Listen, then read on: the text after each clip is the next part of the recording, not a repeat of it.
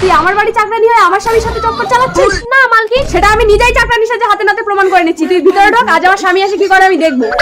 কিন্তু আমার স্বামী এসছে, এবার আমি চাকরানি সেজে যাই। বাবু উরি বাবা, আমার বউ তো চাকরানিগুলো নকল করে আমার পরীক্ষা নিচ্ছে, ঠিক আছে? কি ভাবছো মালিক? তোমার বউ এই ঘরে ঘুমোচ্ছে, চলো আমরা ওই ঘরে ঢুকে ধাপুর দুপুর খেলা করি। আরে ধাপো তো বল, সামান্য চাকরানি হয়ে তুই মালিকের হাত ধরে টানিস? যা বেরিয়ে যা, কোনদিন যেন আমার ঘরে তোকে না দেখি। ইন্দু, কিন্তু তার আগে বন্ধু, তুমি যদি হিন্দু হয়ে থাকো তাহলে তোমার নামটি অবশ্যই কমেন্ট করে জানাও, এবং তুমি যদি মুসলিম হয়ে থাকো তাহলে তুমি এখন একটি লাইক দিয়ে চ্যানেলটিকে সাবস্ক্রাইব করো। আজকে দেখবো কার শক্তি বেশি। কি সর্বনাশ, আমার স্বামীকে সন্দেহ করে তো আমি ভুল করেছি। এই ওটা চাকরানি, কিছু করো না জানো? আমার কি হবে গো পুলিশ?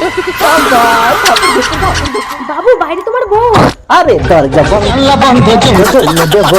এই পুলিশ! স্যার আপনি হাত তুলছেন কেন? স্যার দেখুন না, চাকরানিটা আমার স্বামীকে নিয়ে ভিতরে ঢুকে কি সব। দেখি কই দেখি। ये सब क्या देख সরি ম্যাডাম, আমি আপনাকে চাকরানি ভেবেছি। না স্যার, ওই চাকরানি। এই তুই চাকরানি। তুই স্টপ।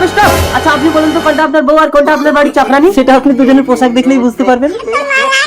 আরে কি দেখছেন, আমার কথাটা শুনবেন তো? এই arrest him. Okay sir, arrest. আরে আমাকে না, ওকে। Sorry sir. আচ্ছা ঠিক আছে, আপনি বিশ্বাস না করেন ওর স্বামীকে ডেকে শুনুন। ওর স্বামীর কাছে শুনে কোনো লাভ হবে না। কেন? কারণ আমিই তো ওর স্বামী। তাহলে আপনি আপনার বউকে কিছু বলছেন না কেন? বলে আর কি হবে, ও বর পাল্টে নিয়েছে, আসুন আমি বউ পাল্টে নেব।